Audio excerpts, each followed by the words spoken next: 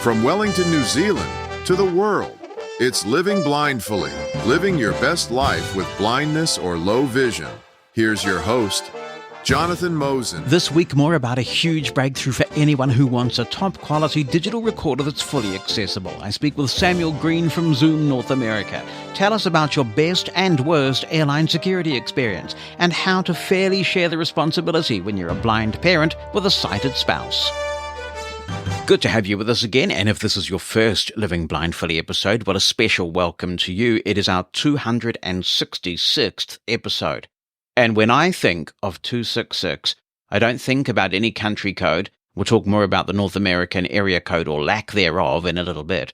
But when I think 266, I immediately think of wonderful Radio London, which was an offshore radio station that started from the MV Galaxy in December of 1964. They took the UK by storm, and they closed down in August 1967 once the Marine Offences Act became law. Some people may consider what I'm about to say a bit controversial. I mean, how rare is this? I never say anything controversial on Living Blindfully, never. But I think that wonderful Radio London is the best commercial radio station that there has ever been, and that's because they took all the wonderful, slick American values from Cliff in Dallas, particularly, KLIF in Dallas. So they had the PAMS jingles, they had the patter going on, they had the top 40 rotation going on, and then they applied some British values to it. This is where a competitor that later came along, Swingin' Radio England, kind of messed up because they tried to make it sound too American, which for a UK audience was just a bit too brash at the time. Wonderful Radio London featured some amazing broadcasters, including Paul Kay. Tony Blackburn eventually literally jumped ship because he was on Radio Caroline. That's how Tony Blackburn got his start. But he just loved the format of Radio London, so he moved over there. Keith Skews was similarly on Radio London for a while. John Peel in the latter part of Radio London's life. Ed Stewart was on Radio London. For much of its life, an Australian by the name of Tony Withers held it all together. He was the program director. He called himself Tony Windsor. And then there was a young man by the name of Maurice Cole from Liverpool. He was originally looking at becoming a Catholic priest, but he had a fascination with reel-to-reel recorders, made all sorts of bizarre sounds at home, inspired by the legendary Jack Jackson, who was a broadcaster in Britain as well. Maurice Cole got a job on wonderful Radio London. He became known on the air as Kenny Everett, and he teamed up with Dave Cash to do some incredible radio with the Kenny and Cash show. It was legendary, and later on Capital Radio in the 1970s, they got back together again to make more magic briefly. I suspect Kenny Everett had perfect pitch, but he worked hard. He would go into his little studio at home, or in the Radio London days, there was a production studio on the ship, and he would work for hours on a little 30-second jingle that had multi-layered harmonies in an era where that was actually quite difficult to do. You'd be doing sound on sound in those days, I'm sure, with the equipment that they had, at least initially, and that meant that if you made a mistake, the whole thing was ruined.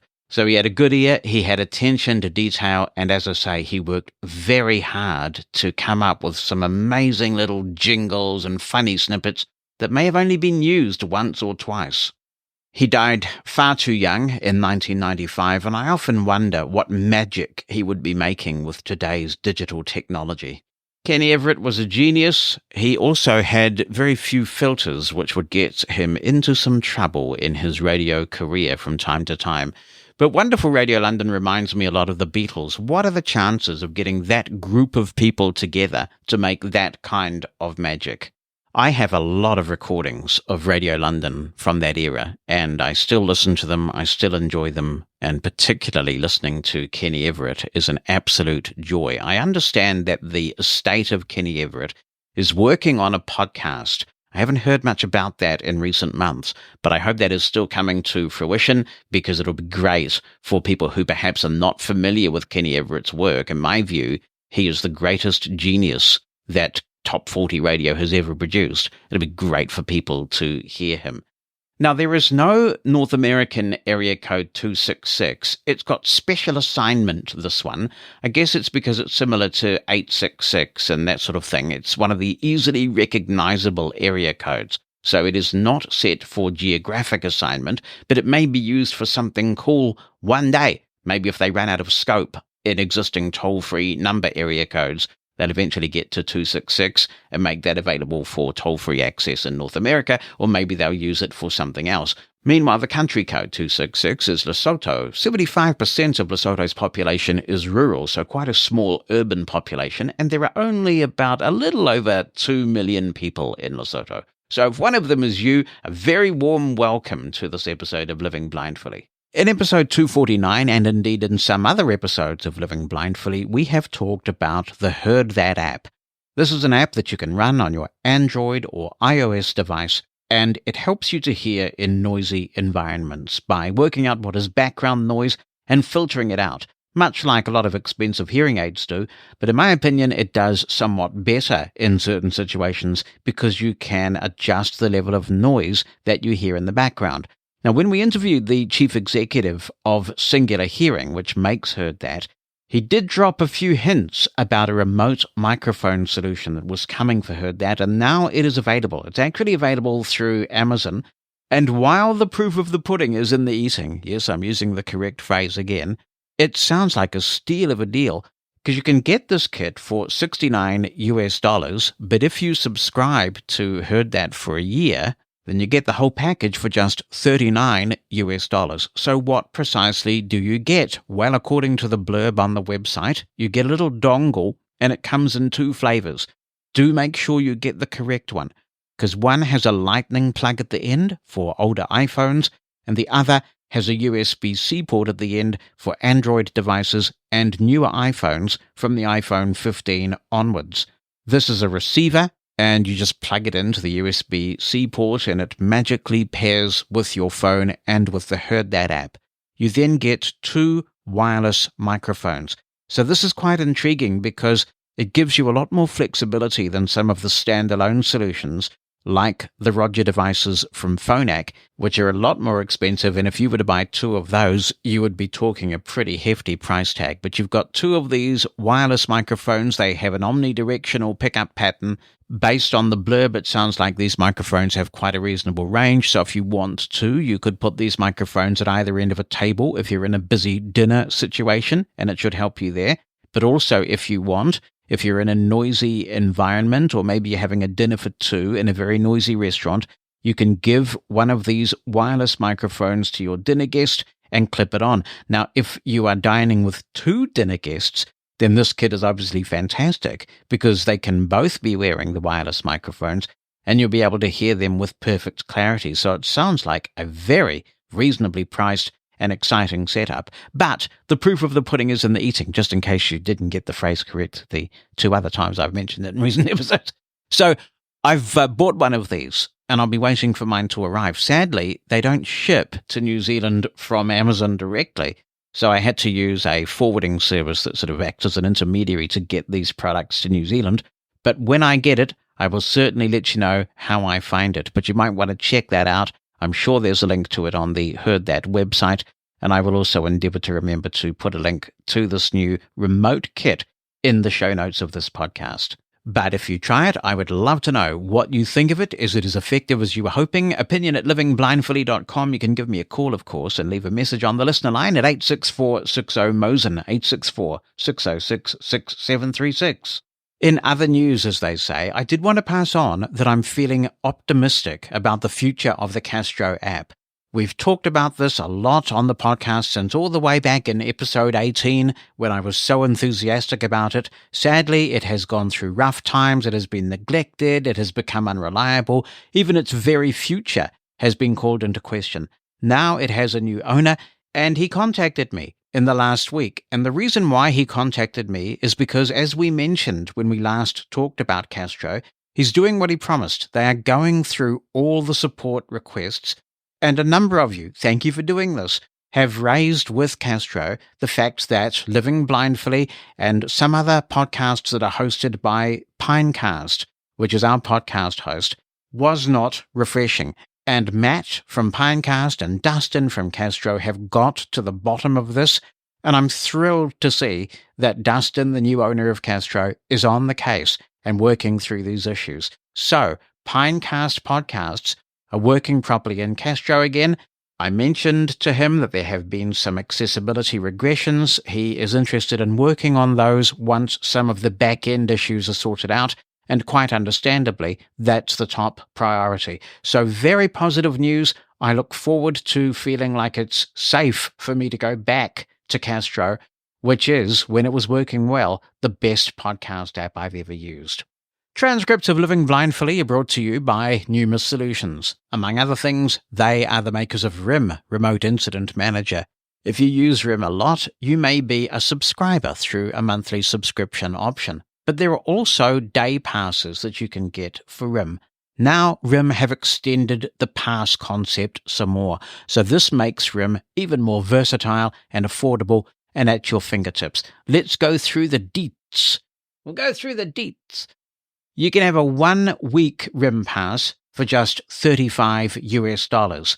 If you want a RIM pass for 2 weeks of unlimited access, it'll cost you just $60, so that means it's cheaper by $10 than buying 2 separate 1-week passes individually.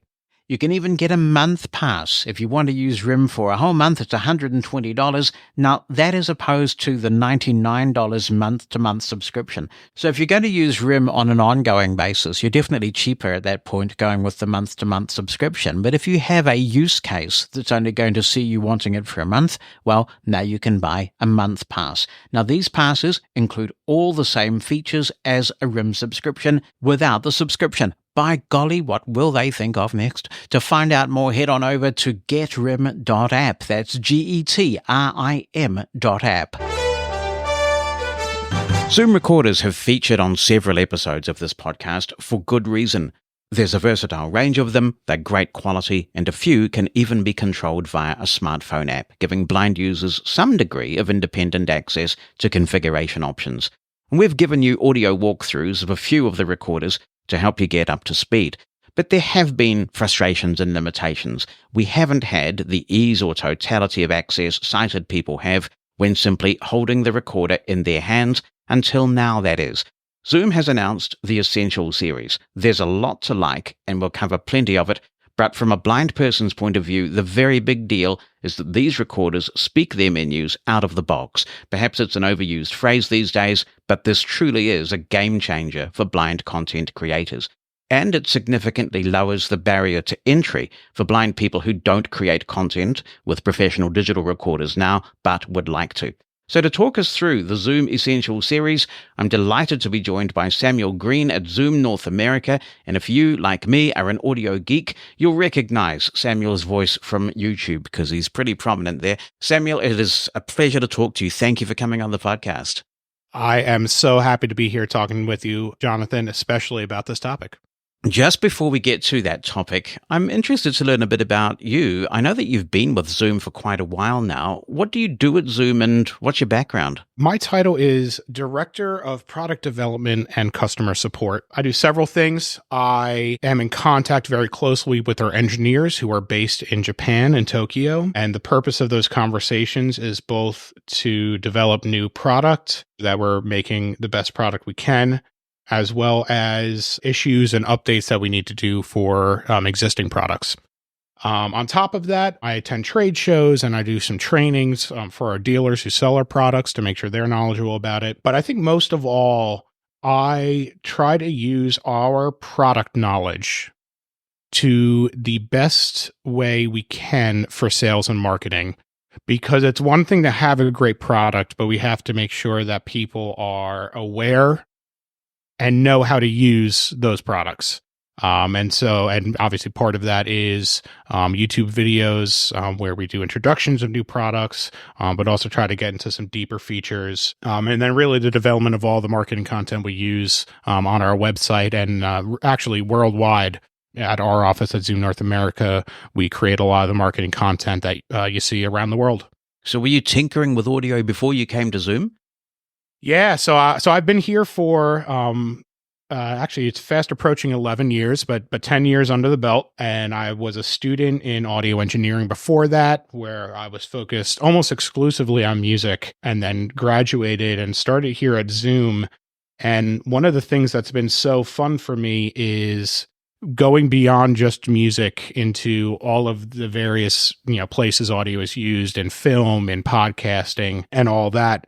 And seeing how different people take the same product and use it, and is always a blast. And I enjoy the opportunities when I get to talk to users who actually use these products, because I don't want to be in a bubble here where I think the way I would use this product is the only way, because that is certainly a minority of how people would use the product, and I like to know how everybody wants to use them. It's difficult to overstate the significance of the accessibility breakthrough in the new Zoom Essentials series. How is it that Zoom has come to include these spoken menus? You must obviously have some awareness that there are blind content creators out there. We do, and we've heard from that community for a long time, both people that like yourself who have found ways to use them to the best of their abilities, but also people who are trying to use some of the ones that are less accessible and wishing that they were. So we've heard it for a long time, and we did have one other product where we kind of pushed in this direction, which was the R20, where we went into the remote app you could use with that and tried to make all the features work with the built-in iOS accessibility features. But that wasn't standalone hardware. And we always knew that was, a limited use case for accessibility. And so this Essential series, the H1 Essential, H4 Essential, H6 Essential, are replacing, our most popular recorders. And obviously, we knew we wanted to go big with that, especially if we're going to do all three at the same time. And the stars aligned that this is the right time for us to finally put this system into standalone hardware. The previous H series has been around for a while, right? Yeah, I mean, the original H4 goes back to 2007, and the original H6 was 2013. So that product was out for 10 years. And, we're just replacing it. And the H1, similarly, back in 2009 was the original H1.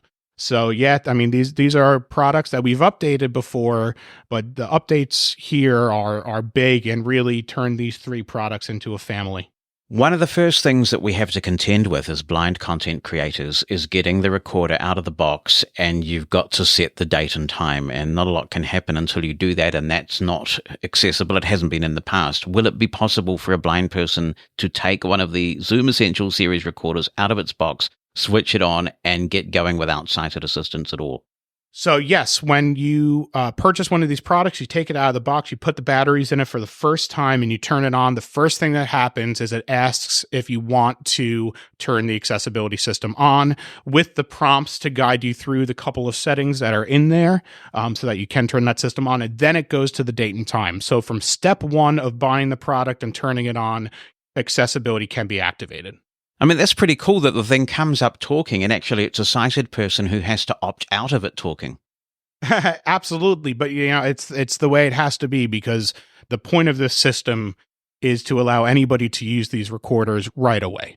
And so it wasn't an option. That was the way it has to be. I understand there are three choices at that initial startup screen. Is that correct? You've got vocal prompts, you've got beeps, and then the whole thing just is off. Correct. Right. You could turn the system off. You could turn it on with voice and beep, or beep only. How comprehensive are the spoken menus? Is every option accessible? Yes. Every menu you go into, every adjustment you make, from your headphone volume to your mixer adjustments, everything has either a voice or, in the case of headphone, a volume adjustment or something like that, beeps. And, beyond just, a single beep you could hear, there are different tones for up and down, and obviously you'll hear the volume of those beeps go up and down as you make that adjustment. Do you have one of the recorders connected at the moment so people can hear that? I do. So what I'll do is I am going to go to my accessibility menu. I'm going to go to Guide Sounds and click English plus beep, and we will hear it turn on. Guide sound. Battery level medium. Rec standby. So what you just heard there was me going back to the main menu, which can be done by hitting the stop button, whatever menu you're in, hit the stop button and it will bring you back to the main screen. And every time you go to that main screen, you get that status readout with your record status as well as your battery status. Are those prompts actually pre-recorded prompts, or do you have a text-to-speech engine in the device? I'll be honest, I don't know the answer to that. Okay, so can you speed the audio up and slow it down, or is that one speed you're showing us now the one speed that there is? Speed-wise, there is only the one speed available. Okay. All right. Is there anything about the recorder that isn't accessible then? No. I mean, you arm your tracks, you get an audible beep. You go in the mixer and you make your adjustments. There is no menu you can go into that you lose the functionality. Yeah, I read about the mixer on the website. Can we talk a bit about that and its purpose in the context of the Essential series? Sure. And I'm going to take one step back to explain why these have this mixer, because it's one of the buttons on the front of the unit. And this is specific to the H4 Essential and H6 Essential, being that they're more than just the stereo recorder. The H1 Essential being just stereo, doesn't need the mixer. But in the previous models, you had gain adjustments. On the H6, you had 4 knobs for your 4 inputs, plus a knob for the microphones on top. On the H4, you had a button to select the track and then a rocker switch to adjust the gain. And that was the main way people would adjust the volume of their recordings. These new recorders record 32-bit float audio. And we can kind of go more into the benefits of that if you'd like. But the main thing about it is you don't set the gain at all. You plug in your inputs, you point the mics, and you hit record. And you cannot clip. You cannot record too low and not be able to raise the volume in post-production without, adding a bunch of noise. So the gain adjustment being unnecessary, there is still the point that you may want to adjust the mix you're hearing in your headphones. And that's where the mixer comes in, primarily. So you hit the mixer button. Microphone. Input 1. Input 2. You go to the input you'd like to adjust. 0. -4. -6. -8. And you can go up and down as you'd like to adjust that channel in the mixer. Leave that one. Input 1. Go to your next channel and adjust there. So that mixer allows you to adjust everything you're going to hear in your headphones. If you're outputting to a camera, it will also affect the mix going out to that. And I'll tell you one other feature. You do have the option to select post-mixer recording. That option can be found in record settings and a setting in there called record source. And there's a pre-mixer and post-mixer option in there. And if you pick post-mixer, the adjustments you make in that mixer will be reflected in the audio recorded to the SD card, and therefore it's kind of like saving your mix. But with 32-bit float, it does not matter what you do in that mixer. You can raise or lower the volume as much as you want in post-production. For example, you could turn every channel on the mixer all the way down. You bring that file into your computer. It looks like there's absolutely nothing there. Or raise the volume 70 dB and the audio sounds exactly as it would have if you hadn't turned down that fader while recording. I think that 32-bit float is also an accessibility feature that's kind of a byproduct of 32-bit float, because it means that a blind person, or also a blind person who might have a hearing impairment actually, can record in the field and not worry at all about levels. They don't have to be concerned if they're clipping. They don't need to do a test recording, and they can fix it all in post-production in Reaper or whatever technology that they're using afterwards. And that's actually why I swapped out my H6 and I had all the mic capsules and everything for an F6, because I thought that the 32-bit float was just such a significant accessibility feature for blind people. You are 100% right. And for everybody, the more simple you can make the recording process, obviously, the better. But I think especially for the blind community, taking out settings you need to do before recording is a natural way to make the whole process easier, and avoiding mistakes is something that benefits absolutely everyone.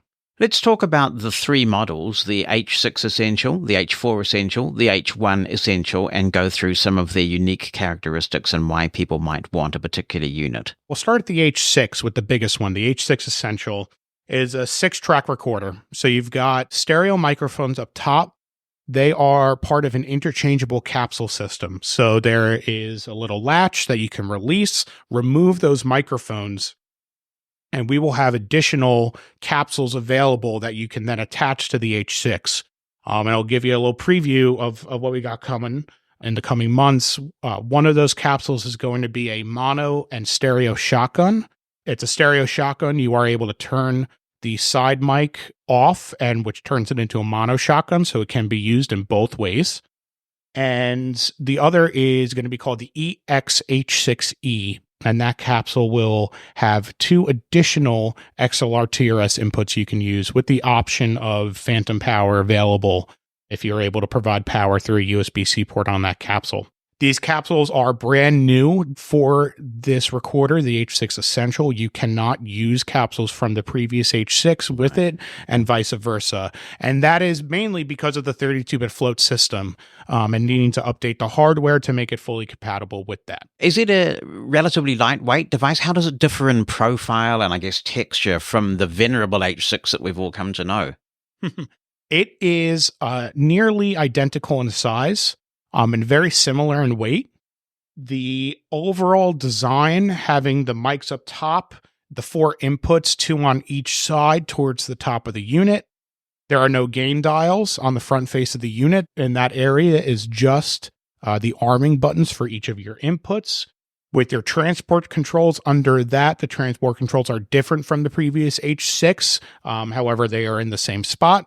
And then the screen is angled at the bottom, just like the previous unit. The headphone output and line output and the power switch have all moved. So even for myself, I find myself reaching for the wrong place for the power switch pretty often. But, different locations for all those functions, but they're all still there. And what's the price in the US for the H6 Essential? So in the US, the H6 Essential is $299.99. Now, I do want to ask you, we've had a few questions come in on the Blind Podmaker group, and for anybody who's not on that who would like to be, we've been talking about the Zoom Essential series a lot there, and I kind of outsourced this interview a bit, and I said to people on the Blind Podmaker group, what do you want to know? So if you want to subscribe to that, you can do so by sending a blank email to creators-subscribe@theblindpodmaker.com. One of our members there said that he thinks there's been the loss of a feature in the new H6 Essential, in that the previous one did overdubbing and the new one does not. Is that correct? That is correct. In the menu of the old H6, you were able to go in to an overdubbing mode where you were able to, record on, say track 3, and then move the input to track 4, and then record on that one, and so on, and re-record over some tracks. That functionality is gone from the current H6 Essential. And why is that? We came out with another product called the R4 recently, and that one does not have the accessibility system in it, but is a very full-featured 4-track recorder with 2 inputs and a bounce track. You're able to record 4 tracks, bounce, record 4, bounce again. Oh boy, like an old Porter studio. Just exactly like an old Porter studio, but with no sort of saturation and no limit, and non-destructive. You could, when you bounce, all your individual files are still saved and everything. Yep. And it's a really fun product to use, and it's a great implementation of, multi-tracking. And we found in the H series, because the multi-tracking has also gone from the H4 Essential, which was in the previous H4 model, the features for multi-tracking in these products were never great. And now that we've made a product that does really great multi-tracking in the size and at a similar price point, we've decided that these products are going to move towards straight recording. If I read the blurb correctly, it is still in the H1 Essential, is that right? The H1 Essential still does have an overdub mode where once you record a file, you can go into the menu, into the overdub mode, and layer audio on top of each other endlessly. There is a volume adjustment in that mode to allow you to adjust the volume of, the different dubs that you do. And so that is there on the H1 Essential. And continuing our tour through the range, the H4 Essential, the 4 means fewer inputs. Correct, yeah. So you go from 4 XLR TRS inputs to 2, and those are on the bottom of the unit. And then the 2 microphones on top of the unit are fixed. They are not removable, so those are always there. And you can record those 4 tracks all together at the same time. One thing I'll take the opportunity to mention now are a couple other features on all three of these, which is that the SD card limit has been increased to 1 terabyte on all three of the recorders. At 32-bit float, 48 kilohertz, you can get about 40 minutes of audio per gig of stereo audio. So, extrapolate that out, and on 1 terabyte, you can get hundreds of hours of recording on these recorders, which is a great update, especially the H1 and the H4 having a 32 gigabyte limit in the previous models could be limiting. And the other is these all can act as an audio interface to record directly into your computer. And the interesting part in the upgrade that we've done, because that was a function in the old units, is that you can record to the SD card at the same time as using it as an audio interface. And, one application for that is live streaming and being able to record a backup. But I think the one that's a little more interesting to me is you can audio interface to your phone, and you can open up a video recording app and use the Essential Series recorder as the audio input for there. But those video recording apps are probably going to be 24-bit audio, so the potential for clipping is there, but you can record a 32-bit float backup on the SD card that didn't clip. So if something does happen to the audio on the video, you have this backup that you can go and sync up, and you'll have the audio. And from a podcasting point of view, I do live in fear of some sort of power cut causing my computer to reboot in the middle of the great interview, like this one, Samuel, and everything disappearing. So that's another reason why you might want to connect a Zoom Essential recorder and have that backup recording away.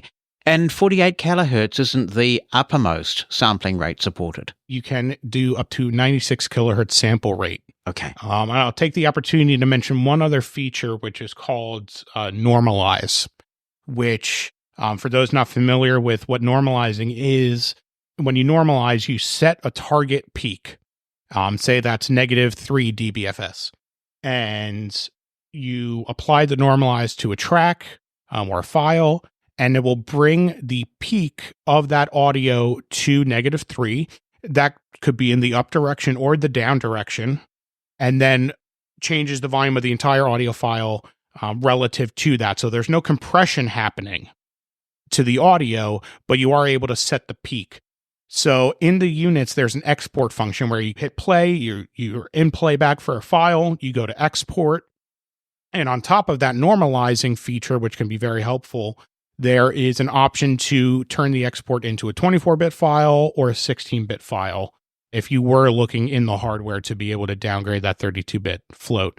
But I will mention now that every DAW and video editing software is able to accept these files. Many people are already running 32-bit float sessions, so that's great, but you could even load those files into a 24-bit session. And if for some reason the audio is clipped, it means that the mix engine is getting clipped, and you could lower the volume on, the 32-bit float file you brought in, and the audio will be clean. You just need to bring it down into the dynamic range of that mix. Question about the audio interface function. Does it just show up as a stereo source, or does each channel appear as its own track? You have both options. You can select stereo, which is better for streaming applications, or you could choose multi-track, which if you're recording into a DAW, probably the one you'd go with. In the PodTrack series, which is also very popular in the blind community, particularly the P4, I mean, there are a lot of blind people out there with P4s. It's exceptional value for money. There is the ability to do loopback. Is that something that would ever come to the Essential series and the audio interface part of this?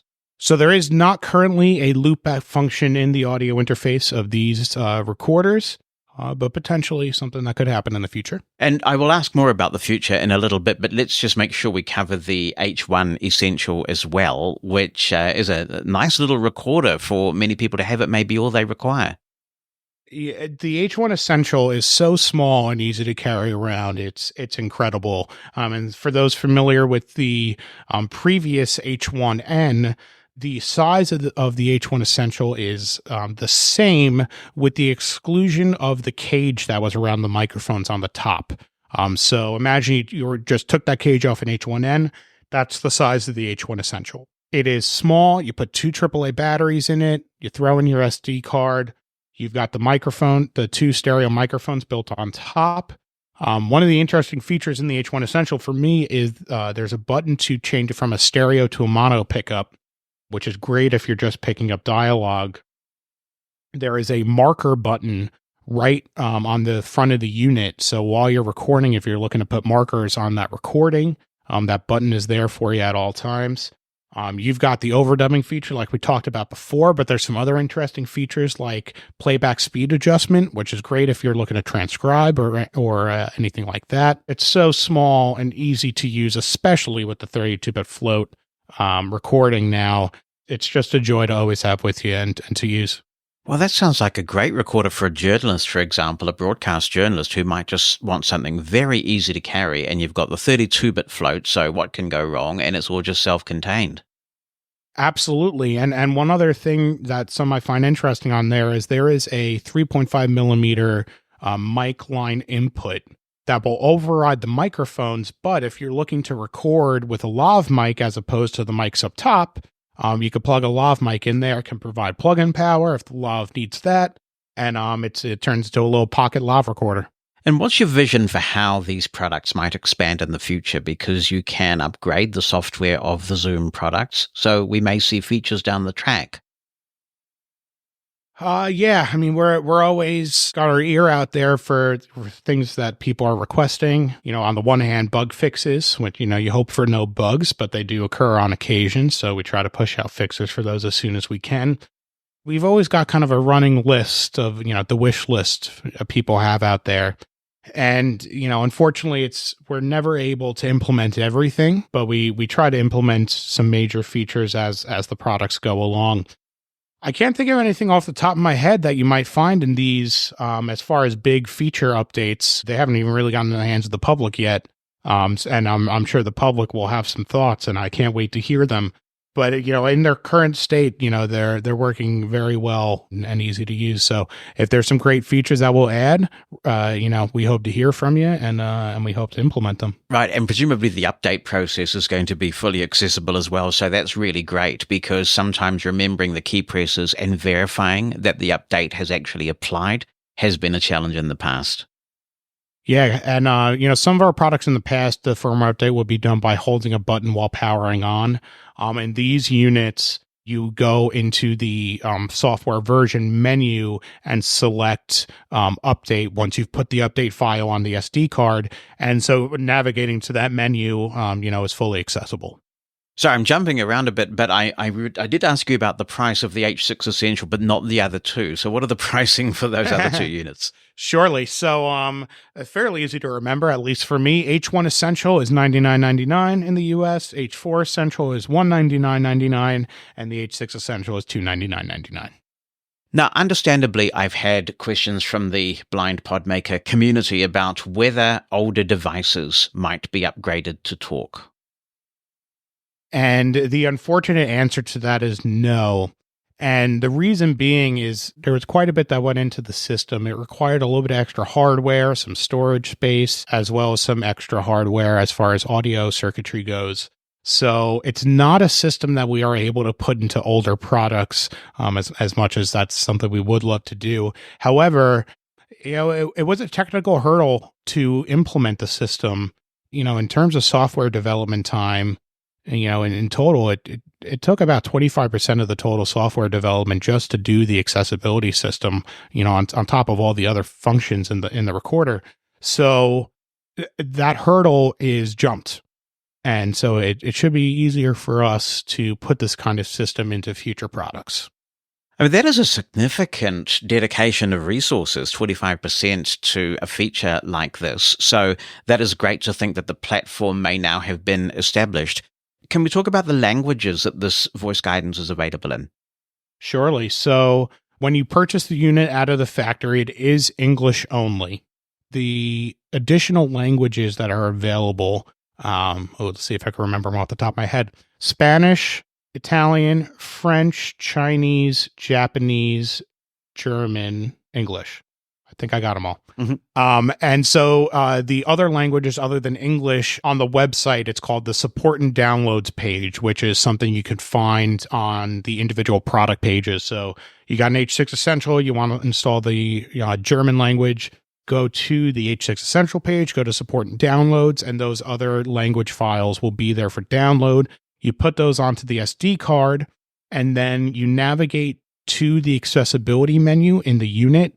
Obviously, out of the box, it will only be doing that in English. And in that menu, there is a install language file option. And so you can install that, and then it turns it into your other language. I'm sure that you will be very interested in hearing how blind content creators get on with these recorders once they start reaching people's hands, because this feature, it just doesn't magically appear. It's something you've been working on for a while, and finally you get to put it in people's hands, and that must be a good feeling.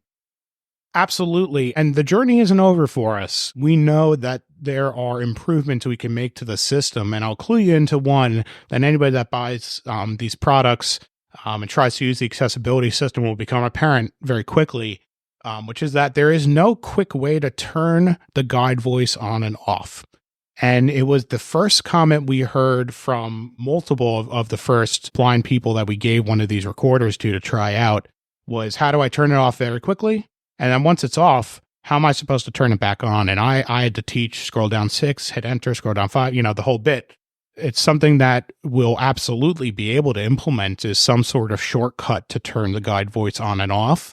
And it's something I think you'll definitely be seeing in the first update we have for these recorders. And that's just one thing. I know there are going to be more, and we absolutely want to hear about them because, we want to make sure the system is the best it could be.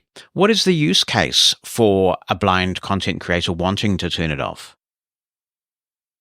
And this is what's been told to me, but once you really learn the recorder well, and you're just going through the motions of, just hitting record and hitting stop and arming a couple tracks and hitting record, where you're not going into any menus, that having the readouts coming out is a little annoying in those cases when we're not actually trying to navigate through anything. So every time we go to the main screen, we don't need that status readout where we're just arming buttons. We don't need the beeps right now.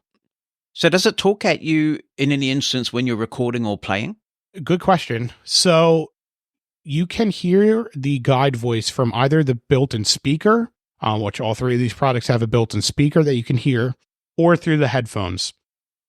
While recording, if you have headphones plugged in, you will continue to hear the guide voice. If you are using the built-in speaker, the second you hit record, it will turn off the accessibility until you stop recording. And that includes, if you're wearing headphones and you hit record, there's a beep to let you know that you hit the button. But if you don't have headphones plugged in, you will not hear that beep because we don't want that beep to get picked up in microphones and potentially in a recording that you didn't want it there.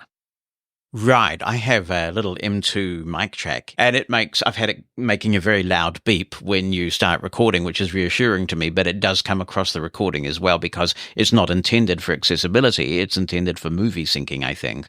So that's good to know that that's been addressed. When you are moving through the files that you've created on the recorder, does it speak the file names as you go through?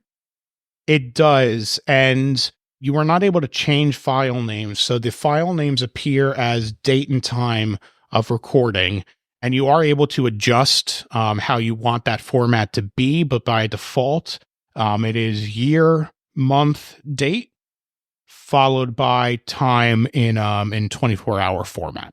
Well, I'm looking forward to receiving all 3 units and putting them through their paces in a podcast episode to come very shortly. But I'm sure that many in the blind community would want me to thank you and everybody at Zoom for this game-changing development. There's a lot of excitement in our community about it, and we really look forward to the Essential series and what comes next as well in future devices. And we are so looking forward to it too. Releasing new products is, one of the most fun things we get to do. And having people find out about them, find out about the updates and the upgrades, and hearing the feedback. And so one thing I'm going to do here is tell everybody listening my email address, which is sgreene, Greene, at Zoom, ZOOM, dash, or hyphen, NA, as in North America.com. So sgreene at zoom-na.com. And I say that because I invite everybody who happens to get one of these recorders, or beforehand, if you have a question, that's fine too. But feedback is the only way we can make things better. And so I invite everybody to provide some feedback if they have any. And obviously no promises for perfection in implementing everything everybody could ever want, but we still want to hear it, because that is how we know what is going on out there with creation. Brilliant. Samuel, it's been a pleasure to get to know you throughout this process. Thank you so much for all that you and Zoom have achieved with the Zoom Essentials series. Jonathan, thank you so much for helping us get the word out, and all excitement all around. And I can't wait to continue the conversation. Since you're listening to this podcast, you already know that Living Blindfully has a substantial, engaged global audience. We're heard in over 110 countries and territories. That's an opportunity for you if you have a product, service, or podcast you'd like to tell our audience about. Get in touch with us about advertising here on Living Blindfully. We'll tailor an advertising campaign to suit your message and your budget. Find out more and get in touch by visiting livingblindfully.com/advertise. That's livingblindfully.com/advertise. And share your message with the Living Blindfully community. Let's return to this important discussion about not being idle bystanders when we want the world to change. And John Reel writes, "Hi, Jonathan. I'd like to add my 2 cents to the accessibility advocacy discussion you began in episode number 263. I agree with you 100% that if we feel strongly about an accessibility issue, it's up to us to step up and respectfully advocate for our position. I've spent all my professional life, 49 years, advocating either by myself or with others for greater accessibility to websites, tools, and technology, and have also done so on the outside. You are, in fact, a model for the level and type of accessibility we should all try to emulate. In episode 263, you presented a forceful case why using the applications key for Copilot is not a good idea from a screen reader perspective. I'd love to join the ranks of those letting Microsoft know how I feel. Unfortunately, I have no idea how to go about it.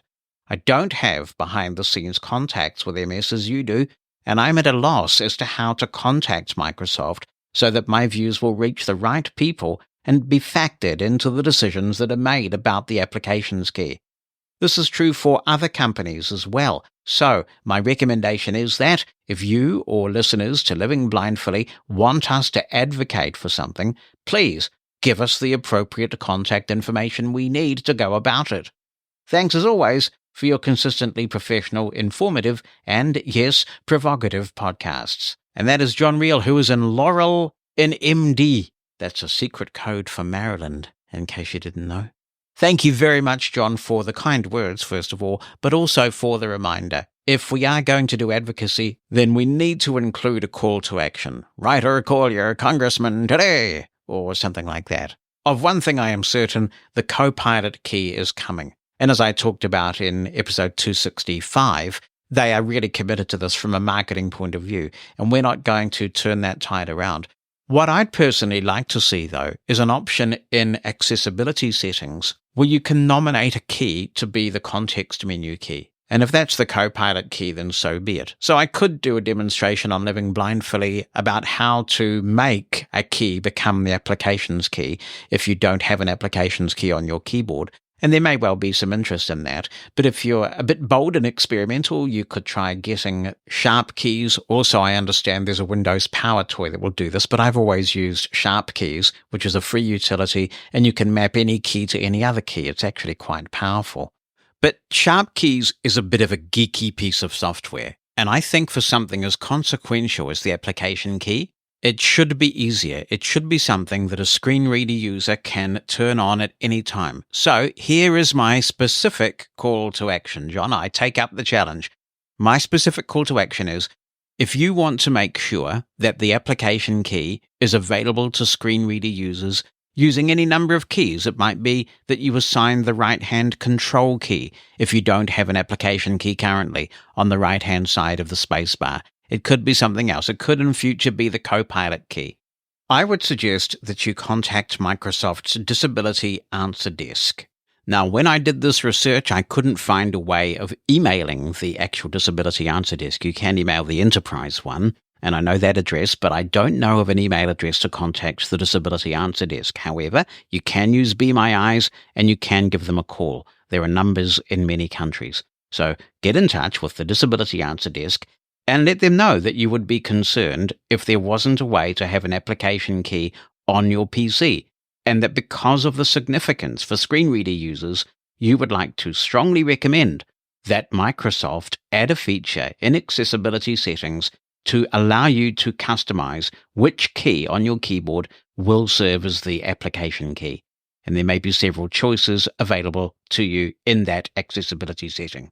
Sure, as I say, you can install a third-party utility to do this, but it should be something very straightforward. This is a fundamental accessibility feature. Hi, Jonathan. This is Cy Hoekstra again from New York City on the topic of advocacy and burnout and the application and Shift F10 keys and all that.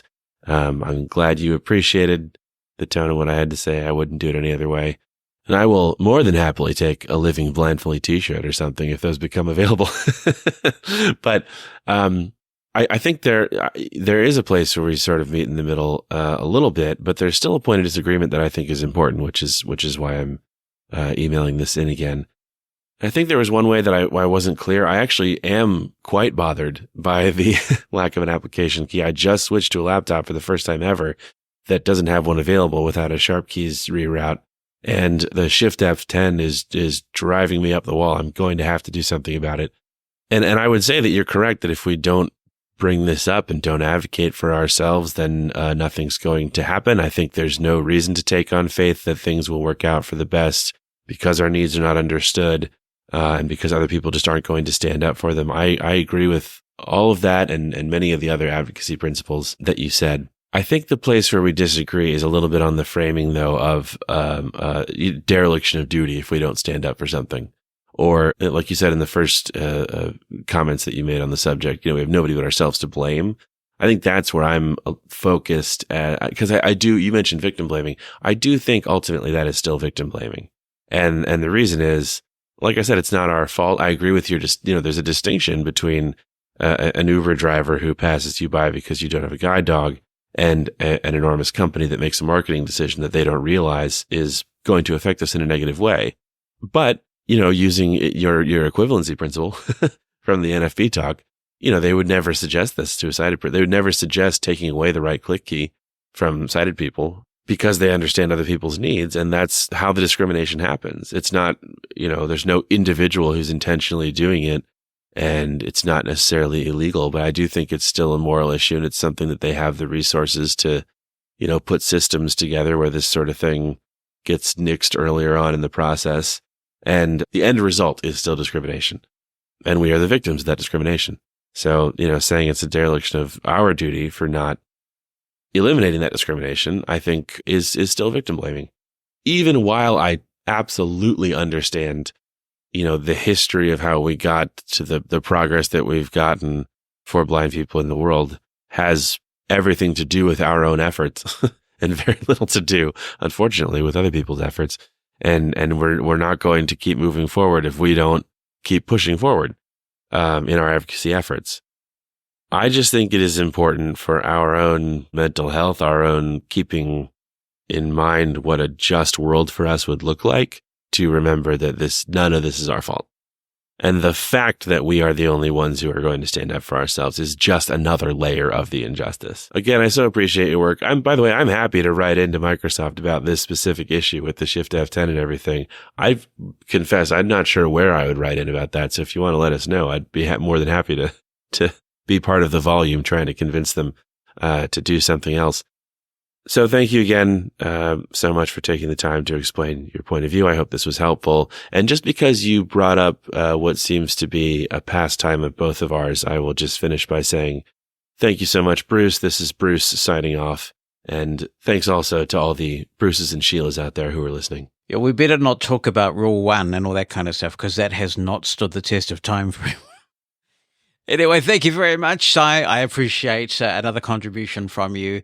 And yes, I am a proponent of universal design, as I'm sure is everybody who's listening to Living Blindfully. I think that when a decision is made, It is incumbent on a large corporation like Microsoft that has abundant resources to be able to structure their decision-making processes in a way that considers how these things will affect a range of minorities, blind people included. We all know how difficult it is for blind people to find employment, and we know how many talented blind people are sitting on the sidelines, and many of them have tried to apply for job after job.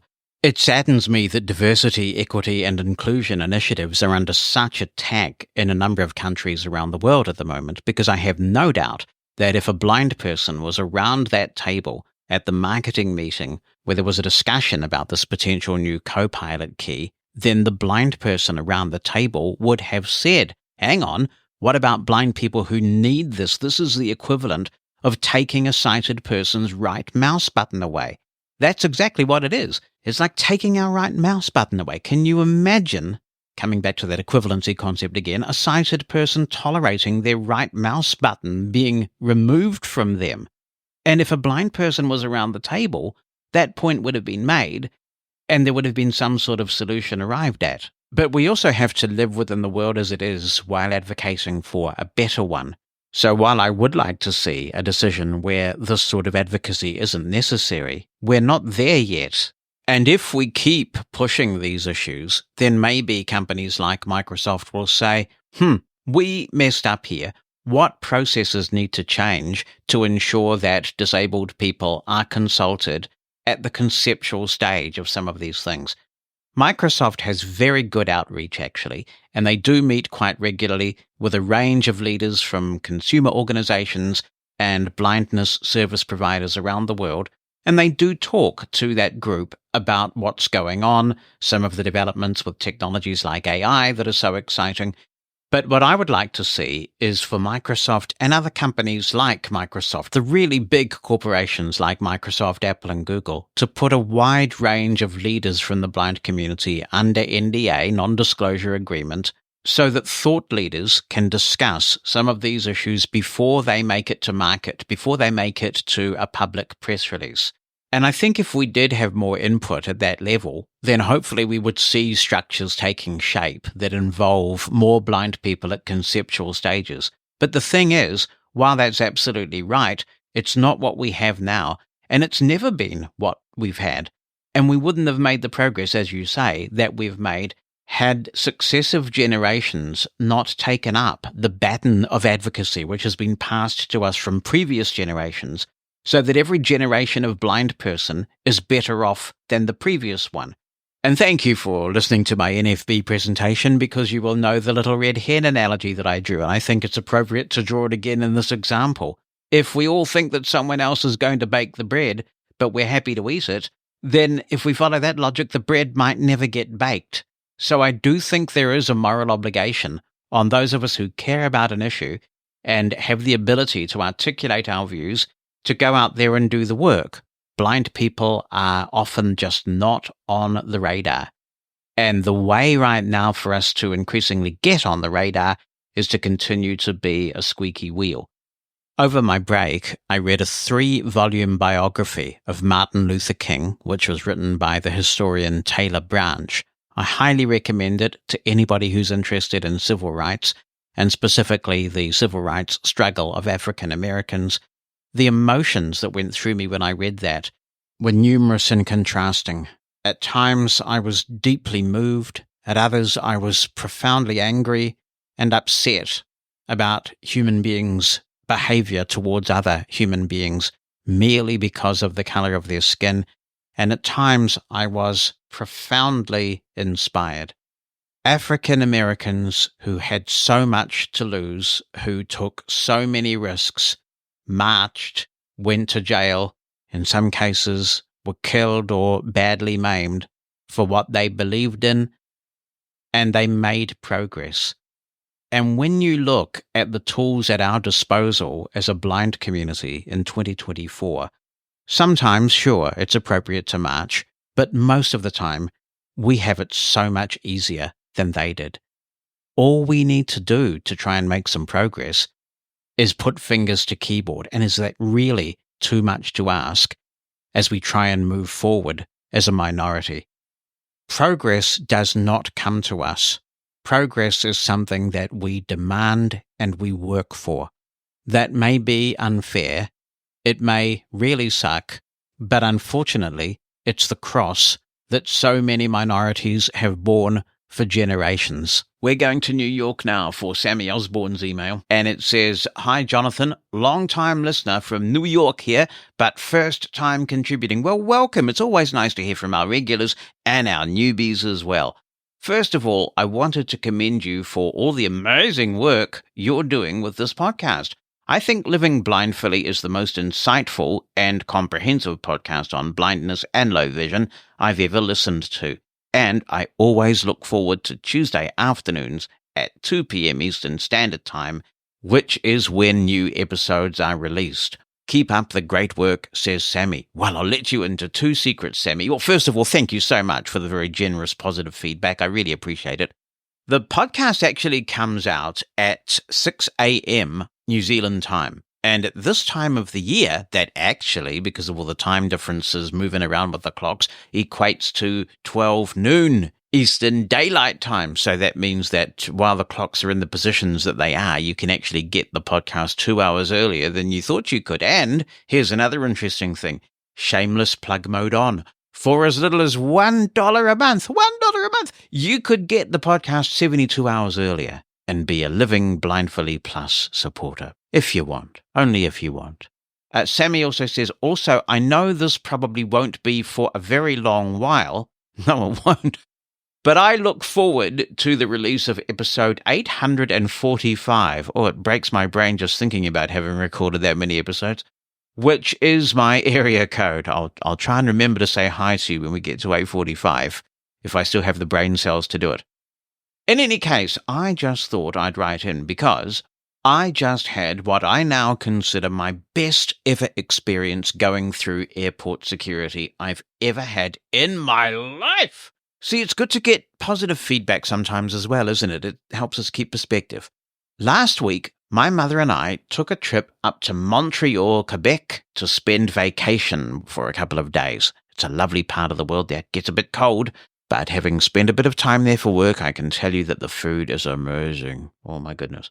I say my experience going through security on the way back was the best I ever had because, very surprisingly, the security agents at the Montreal Trudeau International Airport were very accommodating to me as a totally blind individual, and they did things I'd never had happen at security checkpoints before. First of all, upon arrival at the security checkpoint, I put my cane on the X-ray machine, as I always do, since everyone has to empty their pockets and person before passing through the metal detector. Immediately after I put my cane on the X-ray machine, the agents offered to give me a different cane I would be using specifically for the security checkpoint, although I ended up politely declining because the cane was way too short for me. Secondly, these agents actually knew how to do sighted guide properly, and as a consequence were able to guide me through the metal detector. That has never happened to me going through airport security before. After passing through the metal detector, what typically happens is the agents have me wait on a nearby bench for a minute while they finish scanning all my things. This time, however, these agents actually let me retrieve all my things from the X-ray machine myself, and they also made sure I had everything before leaving. They also asked me if it would be okay with me if they patted me down rather than just doing it. Like I said, this was definitely the best experience I ever had going through security because I never encountered such kind, skilled, and accommodating security agents before. My mom thinks it might be just a Canadian thing and people just being nice, as per the typical stereotype of Canadian people. While I don't necessarily think she's wrong, I still think it's great when people like this are not just good, but actually care about their jobs and are eager to help people out. Which brings me to my worst experience going through a security checkpoint, which, as it happens, just occurred this past summer. Last June, my family and I traveled from New York to Washington State, followed by the NFB National Convention in Houston to spend vacation. When we were going through security at Newark Airport that time, I forgot to take my BrailleNote Touch Plus note taker out of my backpack before going through the metal detector. The agents took an unusual amount of time, about 10 to 15 minutes, just scanning my BrailleNote. Worse, they said absolutely nothing to me at all, which made me think they considered me as being inferior to everyone else just because I happened to be blind. What I object to is they automatically treat me like an inferior. My dad and younger brother already had all their things by that point, so they were able to head to our boarding gate. My mother and I, on the other hand, had to wait on the bench for a really long time until the agents were finally through scanning my BrailleNote, which seemingly took longer than the rest of my things.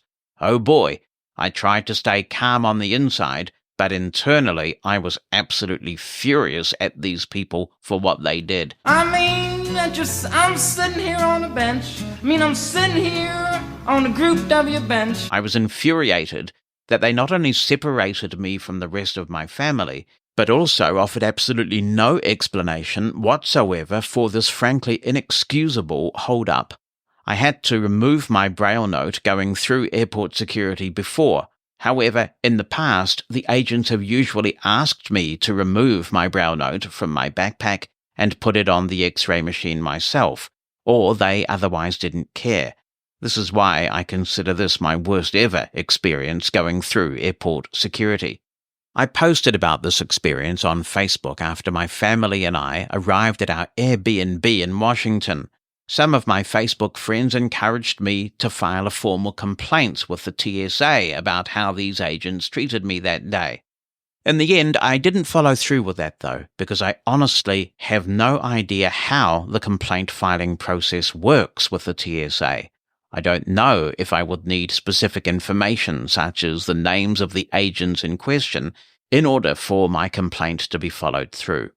On the bright side, this experience made me decide I would always remove my BrailleNote from my backpack prior to clearing security from then on. That way, I wouldn't run into this again. As an aside, I also had what I considered to be my weirdest experience with airport security last January 2023. At that time, I flew out with a friend to Los Angeles. On the way back, he and I ended up on the same flight on Southwest Airlines going from Long Beach, which made an intermediate stop at St. Louis, before continuing on to New York LaGuardia Airport. As I was passing through the metal detector, my cane somehow caused the alarm to go off, even though it wasn't made of metal at all. Noticing this, one agent asked me why I put my cane on the X-ray machine and why I didn't use it while going through the metal detector. I explained that I always do this while going through security for precautionary reasons. His response was then, well, you should always keep it with you at all times, because don't you use it for navigation? It seemed to me the guy was just as befuddled as I was as to how this could have happened. Frankly, I'd never been more baffled myself, because just like everything else that had never happened to me before or since. All that being said above, these experiences made me wonder whether you, Bonnie, and or other listeners remember your best, worst, and or weirdest experiences with airport security and personnel. Sammy also says, P.S. A very late congratulations to Bonnie for becoming a dual citizen of both the United States and New Zealand. My mother, who is a native of France and a green card holder here in the US, is considering maybe applying for dual citizenship as well. I've been a citizen of both countries since I was an infant. The whole subject, Sammy, of airports and airport security is one that keeps coming up for good reason. It can be a very dehumanizing experience going through security. If you can, it's good to try and take charge of these situations, and it isn't always possible because sometimes they're just not communicating at all. But if you're waiting there for something to happen and it's not clear to you what's happening, you might be able to say, can I help you with anything? This is what this device does. Try and put them at their ease. Note-taker type devices are notorious for bad security stories. And I guess that points to a poor level of training out there about what these devices are. My worst security, I guess I've got a couple of bad ones, but the first one that comes to mind immediately did happen to me in the United States about 15 years ago, and I was traveling with another blind person. The TSA people didn't follow appropriate security processes, even though we tried very hard to insist that they did. And then they got concerned about me potentially having passed something, or with the potential to pass something to the person I was traveling with.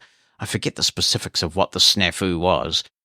Even though we were quite adamant, we're not doing this right, you're requiring us to do this wrong. They wanted me, having got everything back in my backpack and all that kind of stuff, to go through security again, which would have meant unloading the laptop and the braille display I was traveling with and put it all in the bin again and go through again. And I said, I am not doing this because you have caused this issue when we tried to advise you what the appropriate protocol was. Now you're inconveniencing us. But what I really learned from that experience was there's really no point arguing with them. There really isn't. I mean, what are you going to do? I guess you could sort of have a sit-in, a one-person sit-in at the airport over a point of principle, but in the end, the right thing to do is just to comply, even though you don't want to, and then make a complaint at some later time. The other really dodgy experience with security that comes to mind happened to me in Sydney only about 5 years ago. I was working with IRA at the time, and I had a lot of gear with me. And I unloaded all the things that you would normally unload, like a braille display and a laptop and that kind of thing, put my phone in the bin, all the stuff that you normally do every time you go through security. But I did have quite a few cables for the IRA glasses at the time, different other things because I was doing podcasts, so there were little microphones and things. And I don't normally take those out because I'm not normally asked to take them out. And for some reason, they decided to completely unload my backpack with all the different wires and bits and bobs, and my backpack accommodates quite a bit. It is a treasure trove of things, that backpack that I travel with. They didn't tell me that they were doing this, and they didn't tell me why they were doing it. So I put my laptop and everything back in my bag, and I thought to myself, this doesn't feel right. It just didn't feel heavy enough. And it was only then that I reached out and discovered that everything else had been taken out of my backpack. They didn't tell me. Even when I was about to leave, they didn't tell me that there was all this stuff still there. And I had to spend an inordinate amount of time just reloading that backpack and putting everything back. And that was just really frustrating. I don't know what they were trying to prove, but it's just such a random thing. I don't know what the process is for making a complaint to the TSA. When this topic has come up before about airport situations, I have heard about a complaints resolutions officer that you can ask for. And every airport is supposed to have one, I understand, and you can ask for them. But I think that is when you want to complain in real time. I'm not sure what the process is if you have had a bad experience and you get home and you want to notify somebody about that, presumably TSA about that. So perhaps someone with good advocacy skills in the United States can talk us through the process of making a complaint about a TSA experience that you've had, because it is pretty bad from time to time. It's great that you had such a good experience in Montreal. And when I have a good experience like that, that just makes me think, why can't the rest of the world be like this? This was effortless. I always write to the company concerned, whether it's an airline or a hotel or anywhere that I've had a good experience like that. Sometimes I've written to telcos about a good experience I've had. Really, any good bit of customer service, I think it should be praised, because we're all too quick to fire up the keyboard or whatever when we've had a bad experience. We should be equally as quick to praise when it's warranted. And I love sending letters like that. And the replies I get are just so nice. And I know I've just made someone's day by sending a letter like that. So if you haven't done so already, it would be good to see if you can find an appropriate person to let them know that you really do appreciate the experience that you had. This question of whether you should have your cane with you when you go through security is an interesting one. And I think opinions vary about this. I must admit, what I do, I travel with a foldable or telescoping cane, and I do put it in the little bin as I get ready to go through security. And what I advise the agent to do is walk backwards with me through it. So I kind of reach out to them and we walk through that way. And that works for me. But I believe that there is a school of thought that says, just as that agent was telling you, that since you rely on the cane for navigation, you should never surrender the cane, and that you are entitled to walk through security with the cane. So if anyone has any views on that, by all means be in touch. This is an important subject because it can be such a demoralizing experience just trying to get from one destination to another. It can be an enormous source of stress for people. And if you travel enough, you usually have a few strategies to get through it, and you know how to put people at their ease, and you can perhaps give some instructions to the security people if they will listen to you about this is what I expect. But for people who don't do travel as often, it really can be very disempowering. So good topic, Sammy. 864-60-MOSEN is the number if you want to give me a call on this. In the United States, 864-606-6736 or opinion@livingblindfully.com. Calby Carlson raises an issue that I'm sure those of us who are blind parents have grappled with over the years. He says, as a father of 4 children, undoubtedly your children had to go to a lot of different places. And I'm wondering how you worked out transporting them where only one of the parents or none could drive. As my family grows bigger, I want to make sure my spouse isn't overworked with all of the driving. But I have never tried taking my small children on public transportation or ride sharing. I'm very curious how you handled this while your children were growing up.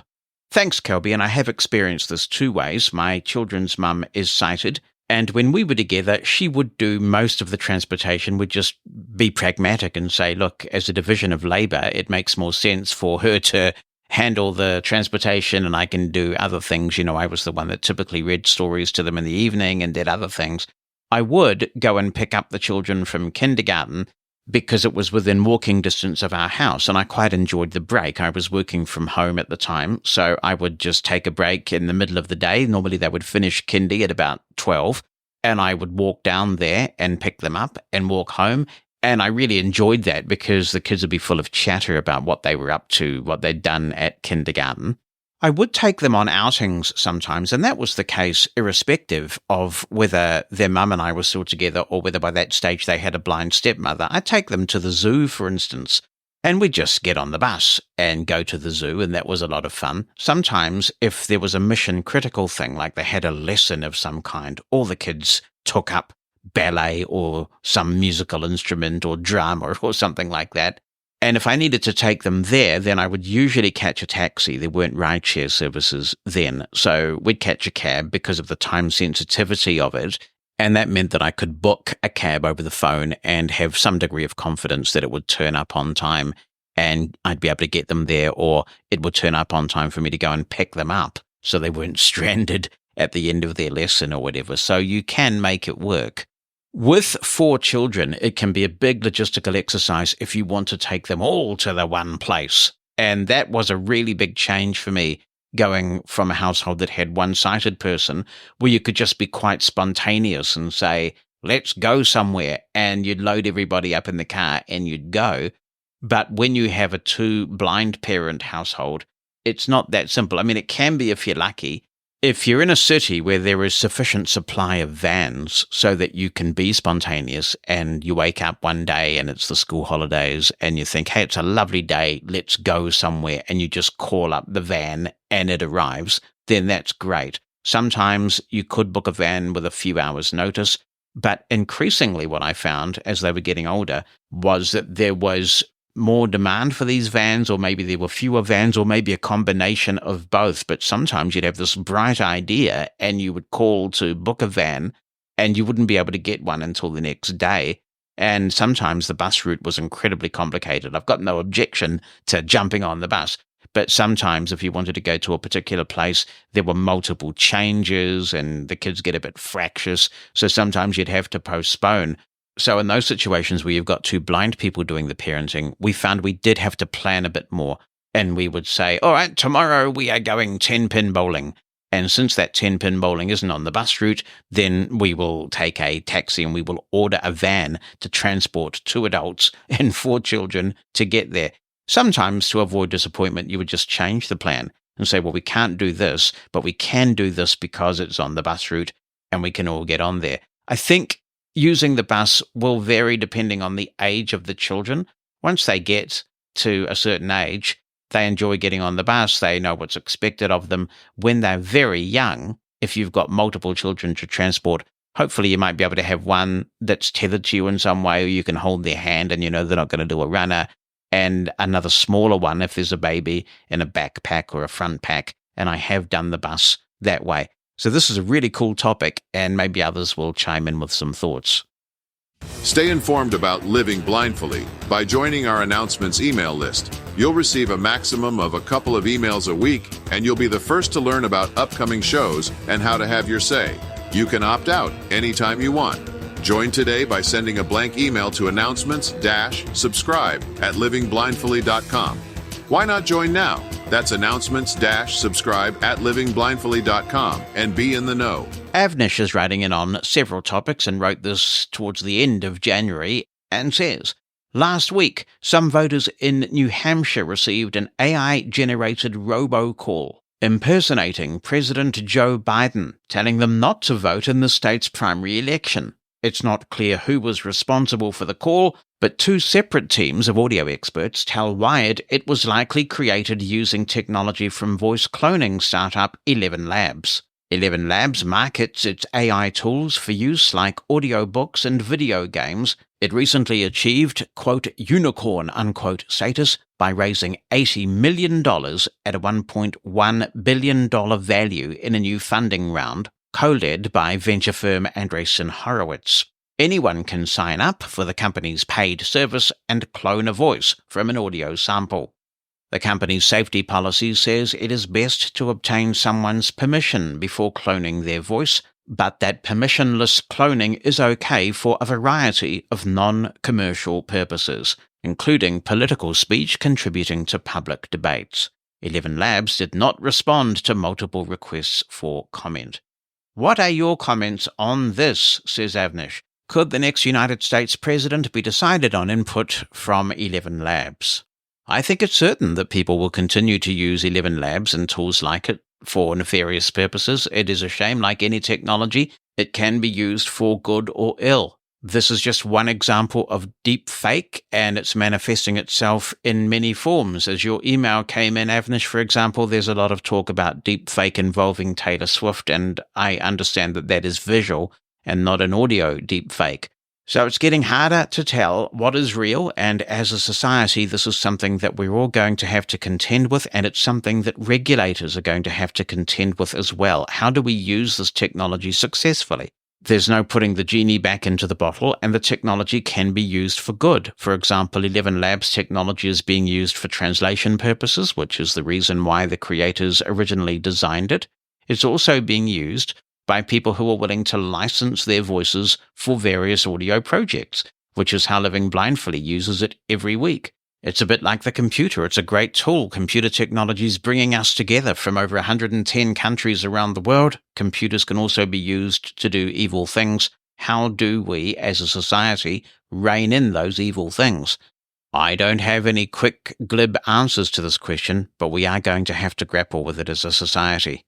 Second point, sometime back you reviewed a blood pressure monitor which is voiceover compatible / accessible. Yeah, that is the Cardio Arm, which we still have here, and it's rockin', along with its companion, the Cardio Base, which is a great, reliable scale. Avnish continues, the Samsung Galaxy Watch models 4, 5, and 6 are all now fitted with blood pressure monitoring devices. Though not very accurate, these may be a great fit for someone who wants to keep a tab on their blood pressure without having to carry around bulky blood pressure measuring equipment. Unlike the Apple Watch, which can only be paired with an iPhone, the Galaxy Watches can be paired with an iPhone. It would be worthwhile if you tested out the Galaxy Watch blood pressure monitoring feature using a Galaxy Watch and an iPhone. I guess it might be, Avnish. If they want to send me one, I'll gladly put it through its paces. I personally wouldn't buy one because I'm really happy with my Apple Watch. It works well in the Apple ecosystem, which for mobile computing is what I'm into. And I guess I'm slightly unenthused, if that's a word, by your comment that it's not very reliable.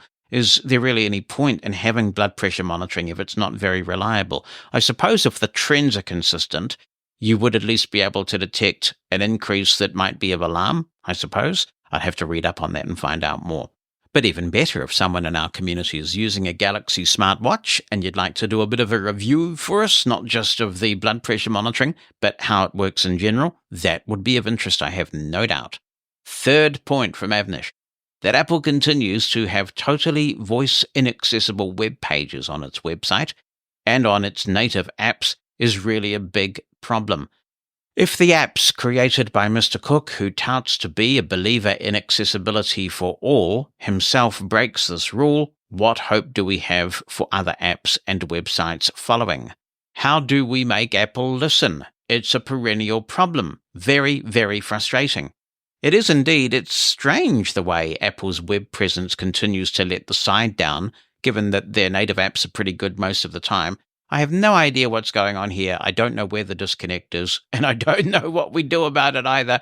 It's affecting me as a podcaster because all that noise I made last year about Apple Podcast Connect has not made any difference at all. And I'm wondering whether someone in the United States who is blind, who also wants to use Apple Podcast Connect, should take some sort of action under the ADA, and perhaps that'll move them. I'm not sure whether I'm able to do that from here or not. Fourth, I am using iOS version 17.2 on an iPhone 15 Pro, usually when I am dictating text and want to add a new paragraph or insert a new line, I say new line, and the text would automatically move and the new line created. Lo and behold, what happens now? When I say new line, it may add a line, but also types the words line or new line. This is most frustrating and slows down the entire process of typing an email or a message, etc. As I have come down back to my text and delete the word new line, which has been typed, do you have any workaround to this problem? I don't use dictation very much at all. The only time I use dictation is perhaps for a quick text to Bonnie or something like that because I don't trust it. I have seen so many emails and other things come in with errors that blind people have not picked up on because there's a kind of a confirmation bias. You hear what you expect to hear, and some of the errors that come back in dictation sound so close to what you expect to hear that often when you listen to them back with voiceover, you don't pick up the errors, or maybe people don't care or whatever. So I only use it for a very quick text to Bonnie or the kids or something like that. I don't use it a lot. But I wonder whether new paragraph is the magic command. If I was wanting to put in a break like that, I would always say new paragraph rather than new line, but maybe others who use dictation more than I do have some ideas. Hi, Jonathan from Dawn, says this email from Dawn. Two totally unrelated things. I use the action button to turn voiceover off and on, as I have many sighted friends, including my husband, who hate listening to voiceover if I ask them to look at the screen to give me help. I do wish I could use it for more than one purpose. For instance, turning on silent mode instead of going to sounds to silence it. Well, Dawn, sorry if this is a really obvious question, but do you know that you can triple tap the side button to turn voiceover on and off? So just triple tap the side button, it will say voiceover off. Triple tap the side button again, it will say voiceover on. So you've got that functionality, and that's been in the iPhone since voiceover was introduced, except of course in those days it was the home button rather than the side button that you used to triple tap. So hopefully that frees up a function for your action button. There are some pretty cool shortcuts out there that allow you to assign a menu to the action button. So when that's all set up and you've got your menu configured, you would press and hold the action button, a little menu would pop up, and you could make your choices from there. But perhaps relying on the triple click side button function that's been in VoiceOver all along might free up your action button for the one thing you want it to do. Second subject, she says, have people noticed that lately the Facebook app has become more verbal? For every new entry, it will say profile picture, or it will repeat the title of a group and then say hide. Is there a way to decrease this verbosity? I have noticed at Dawn. It is annoying. I don't know of a way to decrease the verbosity, but hopefully there'll be sufficient feedback from other users that Facebook might rethink this, because it really does slow you down, and I do so dislike verbosity that slows you down and really adds no value whatsoever. There's a lot of it about. Hi, Jonathan. This is Vaughan Rolls from Australia, and can I start with an indulgence? Welcome back to the podcast airways for 2024. I've got a quick question about video editing and recording, and the reason I'm asking is because I have a guide dog who shares my passion for outdoor activities, and we do a lot of these together. So if I'm swimming in a lake, he swims with me, sometimes quite a fair distance out from the edge of the lake, right out into the middle, and then we swim back to shore together. And he indicates which direction the shore is in. I carry a mobile phone with me with GPS and mark the GPS point where I enter. If I'm closer to the shore, he stays near the shore and waits on the edge. And when I call him, he comes, collects me from wherever I am in the lake, takes me back to the shore and to my gear. It's fairly unique for a guide dog to do this sort of stuff, and he hasn't had a lot of training in it, but does it intuitively. And I'm wanting to capture some of that with a GoPro that I use, and also some of my hiking. I'm wondering, I know there's totally blind people that do videoing, but I'm wondering if any of them edit their own content, or whether they effectively have an editor, and whether there's any accessible video editing programs either for iOS or for Windows. If you know the answers to these, I'd be grateful for your wisdom. If not, can I seek a second indulgence and leave an email address for your listeners? That email is Vaughan, VAUGHAN .adventures@gmail.com. And if they could get in touch, I'd be very grateful. Keep up the good work. Thanks, Vaughan. And if people would like to share their experiences with us, I'm sure there'll be many listeners who would be interested in these answers. The first thing I'd observe is, wow, that is an exceptional partnership you've got going with that guide dog of yours. He sounds like an absolute treasure. Regarding editing video, I've done quite a bit of this, but nothing like what you want to do. I'm just sitting here in my office and I might want to do a presentation for my staff. So I'll record that using the camera here and this microphone that we're using now, because I've now got it on a stand in such a way that the microphone doesn't obscure the view of the camera. So I got good audio and, as far as I'm aware, reasonable video, although I can't verify the quality of that. I just take everything into Reaper, and I know that a lot of blind people are now producing some pretty cool video in Reaper. They're adding all sorts of pictures and doing things that I have not done. So Reaper is not only a fully accessible audio editor, you can edit and save video that way as well, and that will work very well on Windows and Mac. And I'm sure there will be some other options that people will recommend as well. It's cool to see more blind people getting into editing video. I think that what I'm doing is relatively easy because I'm just editing, talking to camera. What I think would be the challenge as I think this through for a totally blind person is, if you're editing what I would call action video, so you're hiking, you're swimming, there may not be audible cues that allow you to know exactly when you should make the edit and when you should stop doing the splice, as it were. So that might be a bit of a challenge, but I'm sure you've thought that through. So let's talk about video editing as a blind person. If you have any thoughts on this, I know there's increasing interest in it. Opinion@livingblindfully.com. Give the listener line a call too if you want. 864-60-MOSEN, 864-606-6736. And of course, you can do what Vaughan did and attach an audio clip to the email if you like. Good day. My name is Kenneth Stewart. I'm calling from Trinidad and Tobago, land of Brian Lara, top-class cricketer. I bought the Sonos room and it is just great. I enjoy listening music. I am listening music more than ever before. I am thinking about buying a second room so I can run a stereo, and B, also purchasing a subwoofer to go with it. Do you think that is a good idea to improve my sound system at home? Thank you very much. Kenneth, Brian Lara was just one of the most exceptional cricketers ever. And I got to tell you, although it may not bring back good memories for you, one of the greatest live cricketing experiences I've had was when I was with Bonnie and my best friend and some of the family in 2015, and we played that quarter-final against the West Indies in Wellington.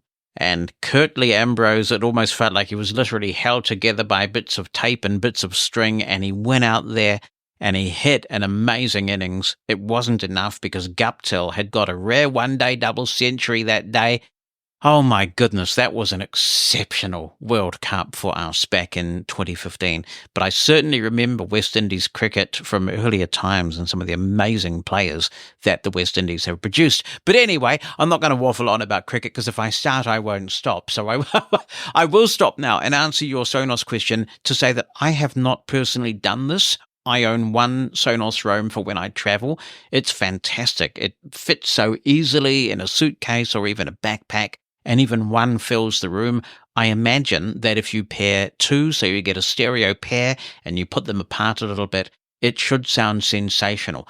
Those Sonos devices are quite smart, so they can tell when they're paired as a stereo pair, and they modify their behavior accordingly. So I imagine it should be a pretty sweet experience. I'm glad you're enjoying the Roam, and if you get the second one, let us know how it sounds for you. Shall I let you into a secret? David Zumowski is hooked on Wordle. I know this, because it says here in this email in front of me, I'm hooked on Wordle, and someone made an app that makes it work well on my computer. Now I'm finding that the New York Times has Connections and Letterbox, and both look fun challenges, but they are not readily accessible to working on my computer. Are you aware of a workaround or of anyone trying to make it accessible?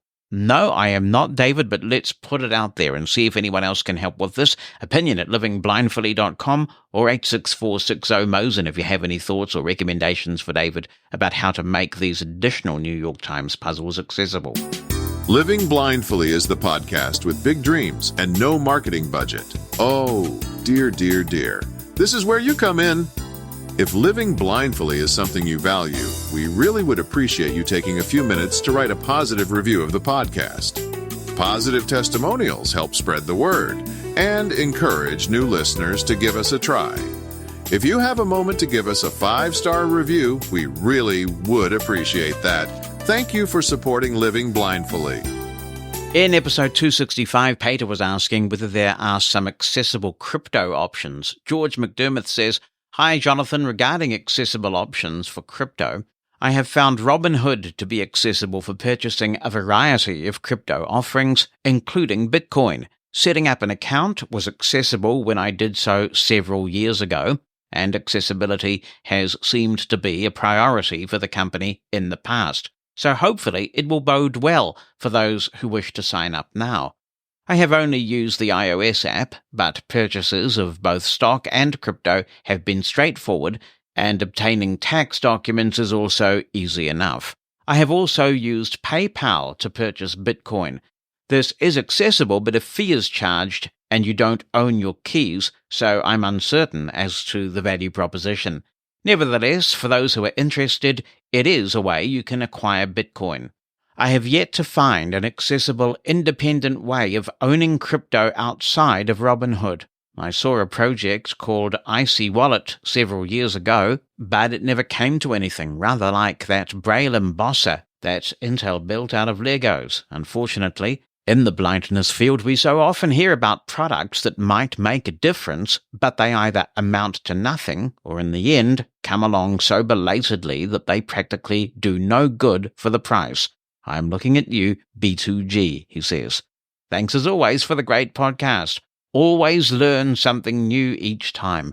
Thank you, George. Really appreciate the help. Here's a word of advice based on the experience of Kathy Blackburn. She says, I have unfortunately made the mistake of using the Google Password Manager on my BrailleNote Touch Plus. Later, when I needed to edit some passwords to strengthen them, I learned that this cannot be done when accessibility services are turned on. This means I need a sighted person's help to edit a password. I am now reluctant to create any new accounts on this device. And now, the saga continues. Hi again, Jonathan, says Catherine. Thanks for reading my message on the podcast.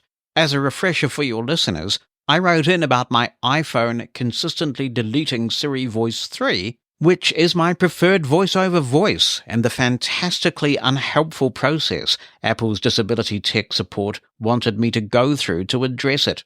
I opted not to do a total reset and restore on my phone and just put up with another voice for a while. You asked for an update. I'm happy to report that after another iOS update, I reinstalled Siri Voice 3 and it's been working fine ever since. I'm curious if there have been any further developments in your frustrating saga with Apple and the inaccessibility of its website for podcasters. Unfortunately, Catherine, there hasn't been any update. I haven't followed up in recent times with any further emails or anything like that. But I think they hope that I will go away. So it's probably high time that I got back to this. So I appreciate the nudge, and I'm glad that that Siri issue resolved itself for you. I was having a similar but not identical issue, and it seems to have resolved itself as well. Oh no, Howard's got an odd iPhone problem, and he's going to tell us about it in this email, which begins, "Hello, Jonathan and Living Blindfully listeners. Ever since updating my SE third-generation iPhone from iOS 16 dot whatever to 17.2 and now 17.3, I've occasionally been experiencing a strange problem when a notification comes in while the phone is locked. One of three things can happen. 1. Normal behavior. The notification is spoken. The phone then waits a few seconds, emits the little chirp, and goes back to sleep. 2. Only the time is spoken, and the notification is not spoken at all. The phone then waits a few seconds and then goes back to sleep, as in number 1. 3. The phone starts to speak the notification, but chirps and goes back to sleep before the whole thing can be completed. Sometimes it will cut off right in the middle of a word.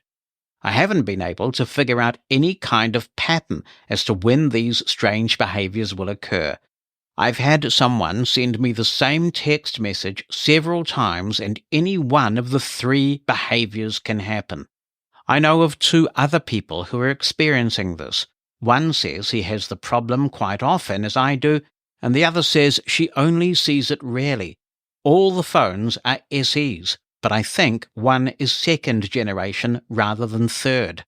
I've played around with the settings under VoiceOver verbosity that control how notifications should be handled on the lock screen, but that hasn't made a difference.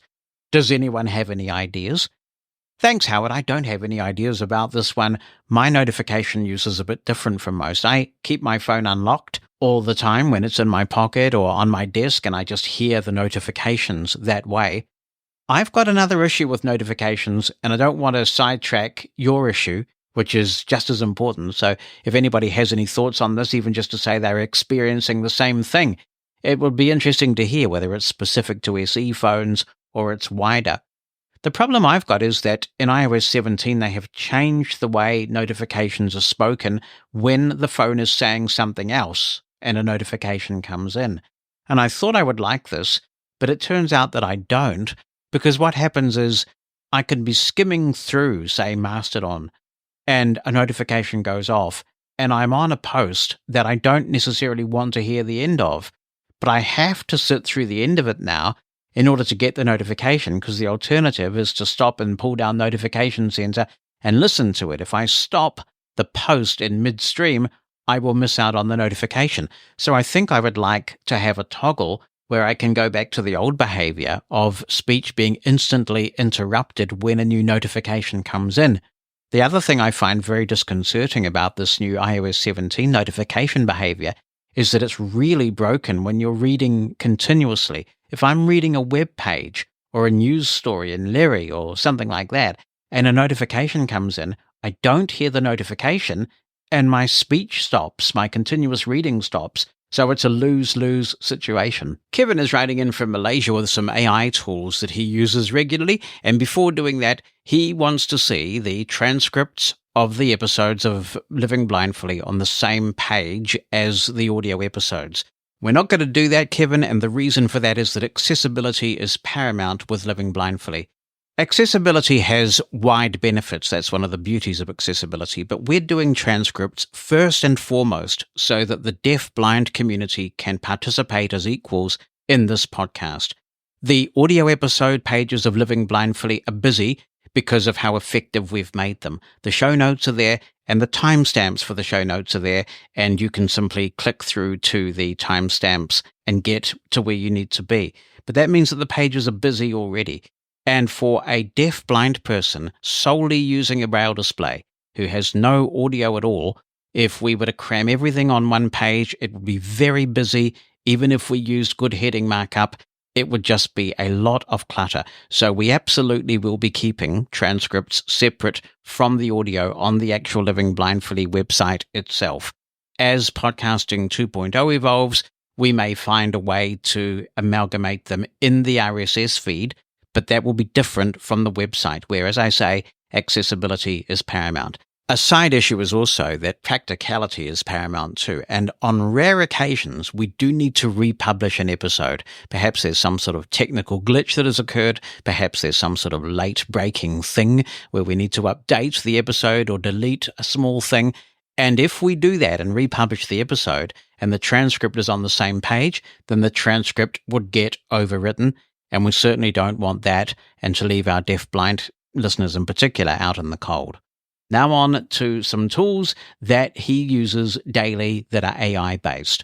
One, Perplexity, at the time of this writing, is a very accessible AI-powered search engine available as mobile and web apps. The iOS interface has changed a bit, causing some screen reader productivity loss, but it's still wonderful. The Copilot is great for comparisons or deeper searches. There is another underrated feature called Focused, where you can choose modes of operation for the app, like searching Reddit or doing writing. Another AI search engine that can do very powerful things like writing code and more complex 40-page research crawling is you.com. That's a pretty cool URL, isn't it? YOU.com.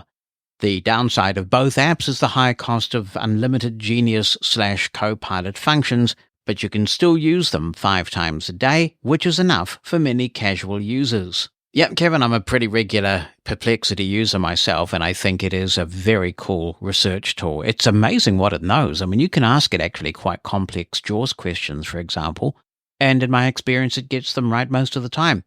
2, if you love walking and talking into your voice recorder/voice memos, there is Whisper Memos. You can record voice notes, and as soon as you stop, it will transcribe and send them to your email. I love this feature as I can use it to record snippets of meditation that I'm listening to on my external speaker. The uniqueness of this app is that it turns your ramblings into paragraphed articles and emails them to you. At the same time, you can access all the well-formatted transcripts of your speech in the app itself, which is quite accessible with VoiceOver. Another similar tech I've yet to try is Audio Pen, an AI-powered transcription tool that converts voice notes to text and provides summaries. It seems to have more advanced workflows. 3, I haven't played with emotional support AIs like Replica, but one I love is pi.ai. It's designed to be a good companion. Rather than straightforward answers, it asks questions and brainstorms with you, beautifying answers with dilemmas and emojis. The iOS app is only available in some countries. I was able to get it using my US Apple ID. 4, I'm using the Chrome extension YouTube Summary to summarize YouTube videos I watch. After installing it, you can go to any YouTube page, press Ctrl-X twice quickly, and it will open ChatGPT with the entire transcript and prompt on the clipboard. You can paste that into ChatGPT and press Enter for a summary. I tweaked the extension settings, not very keyboard accessible, to change my LLM to Claude and set it to obtain full transcripts for longer videos. I also customized the summary prompt for more details. 5, Kevin talks about Whisper, which is a pretty impressive speech-to-text interpreter which runs on a range of platforms, and he's provided a URL to a Windows-based option. You can also check it out online if you'd like to generate machine-based transcripts at freesubtitles.ai. That's all joined together. That's freesubtitles.ai. That requires payment for longer bits of writing. So do check out Whisper. It's also available on Mac, and I have a version running on iOS as well, and I'll have some URLs in the show notes for that. 6, 2 NVDA add-ons that are great for using OpenAI LLMs are the OpenAI NVDA add-on and add-on Content Describer. 7, for those who are more technical, there are many ways to run LLM chatbots locally, but few accessible options on Windows. To address this, Chai Kim created VolLlama, that's VOLLAMA, an accessible chat client for Ollama. For context, Ollama allows you to run open-source large language models, LLMs, locally on your machine. It supports various models and now has accessibility. Chai Kim also created VOCR, a popular AI-powered OCR tool for Mac that enables accessibility in many previously inaccessible apps. There are other apps like LM Studio, that's all one word, and GPT for all, that's GPT and the number 4 and then all for running LLMs locally. But we likely need to work collectively with their developers to add screen reader accessibility. 8. Ask Envision is now available to scan text in the Envision app. I love it, especially how it displays text from my pictures and screenshots. Apart from AI, I've long been hunting for a good web app to manage Mastodon, as I'm not a fan of Tweezcake. I'm glad the discontinued Semaphore.social is still usable and has been forked by a receptive developer. This fork is called Enophore.social and is continuously being developed, retaining Semaphore's familiar keyboard shortcuts and menu structure, a familiar home with new features. Well, I do hope that one of the new features is to be able to read posts in the order that they were sent, because that was why I was never a Semaphore user. To me, it makes absolutely no sense to read social media in reverse chronological order. It's like time going in the wrong direction. So that's why I pretty much exclusively use Mona as my Mastodon client on my phone, because it reliably keeps my place and I can read things in the order that they were sent. That's particularly important if you're covering a breaking news story or something like that. On Living Blindfully, we hear the opinions of blind people from all over the world. So why not share yours? Drop us an email. You can write it down or attach an audio recording. opinion@livingblindfully.com. Email us today, opinion@livingblindfully.com. Or if the phone is more your thing, phone our listener line in the United States. 864-60-MOSEN. That's 864-606-6736. We are going to talk Matrix now, but not Matrix in the sense of are we all living in some sort of simulation and is someone just pulling the strings? Are we mere puppets in the universe? This is actually a much easier subject, I think, from Christopher Wright. He says, "Hi Jonathan, do you or any of the other listeners have any experience using Matrix?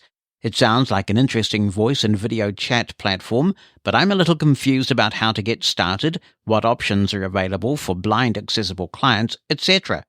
I don't care about Mastodon because I'm not interested in microblogging, but the decentralized nature fascinates me. The idea you can create your own community with its own rules without the need to be beholden to anyone other than a server provider is why I enjoy using TeamTalk currently. I know Discord is extremely popular, but it's centralized. I don't like the client, and their terms of service specifically prohibits third-party clients. If I'm correct in assuming Matrix offers the same open API support as Mastodon, this is definitely something I'm interested in exploring as a potential replacement for TeamTalk. Thanks, Christopher. I'm no expert on this, so I'm not even going to try, and hopefully somebody else knows a lot more about this than me. My understanding, though, and it could be wrong, is that Matrix and ActivityPub are kind of similar, but Matrix, for example, doesn't use ActivityPub. Matrix is a protocol that is supposed to make voice and video chats clients universal, so they can all talk to each other. I don't know anything about accessible clients or anything like that, but I'd be very interested in learning.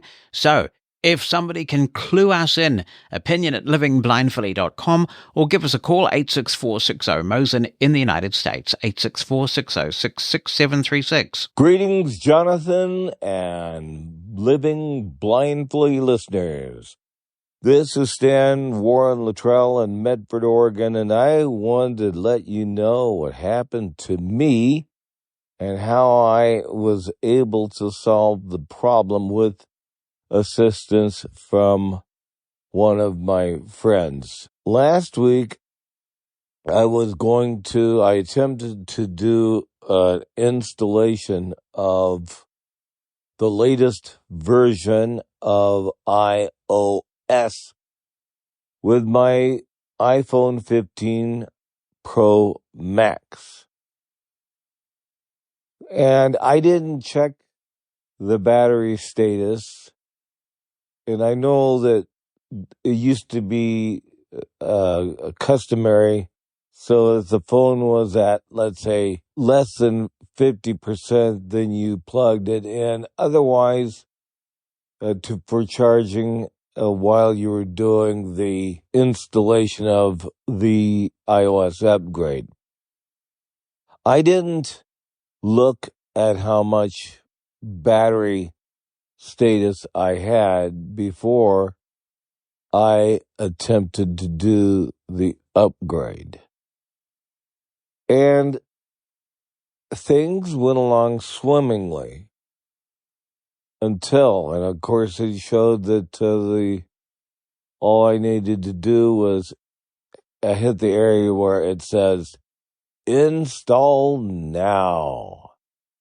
And I hit the area where it says install now. That is when my problems began. I attempted to see where I was in terms of, because I had no speech. The speech completely went away. And this caused a little problem because I wasn't sure how I was going to complete the upgrade or where the problem was. So, okay, because I have a landline, I called Apple Accessibility. I must say, the gentleman that took my call, I don't remember his name, but he couldn't have been more delightful. Of course, I get the customary question that we all get. Do you have a sighted person with you that can read the screen? Of course, I couldn't be too angry at him because he's so cool. And I said, well, no, there's just me, myself, and I. And so, as time went on, he told me how to possibly get the phone restored, meaning you press the up volume, then the down volume, and then press the side button on the other side of the phone.